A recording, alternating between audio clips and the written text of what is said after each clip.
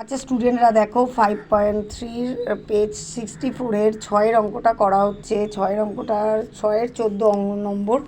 দেখো এখানে কি বলেছে, নিচের বীজগাণিতিক সংখ্যা মালাগুলিকে উৎপাদকে বিশ্লেষণ করে। উৎপাদকে বিশ্লেষণ মানে এ কিউব প্লাস বি কিউব তোমায় দিয়ে দেবে, তাহলে তোমায় ভাঙতে হবে কি এ plus B into A square minus A B plus B square, বা এ কিউব মাইনাস বি কিউব দেওয়া থাকবে, তোমায় কি ভাঙতে হবে এ minus B into A square plus A B plus B square. তাহলে যাই হোক, আমি এখানে x to the power 6 plus 27 আছে, ওকে আমি কিউবের ফর্মুলা আনি, মানে এটাকে আমি চেনার চেষ্টা করি যে এ আমার কাছে কে। তাহলে এক্স স্কোয়ারের হোল কিউব প্লাস 27 হচ্ছে 3-এর হোল কিউব, তার মানে এ আমার কাছে এখানে লিখে নিতে পারো রাফে, তবে এটা তোমায় লিখতেই হবে তা নয়। অনেকেই প্র্যাকটিস করতে করতে এগুলো এমনি এসে যায়, তোমাদের আমি দেখানোর জন্য এটা করছি। এ মানে আমার কাছে এখন এক্স স্কোয়ার আর বি মানে 3, তাহলে এক্স স্কোয়ারের হোল কিউব এটা হলো। তাহলে আমরা কি জানি এ কিউব প্লাস বি কিউবের কী formula, A plus B into A square minus A B plus B square, সেভাবেই লেখার চেষ্টা করি।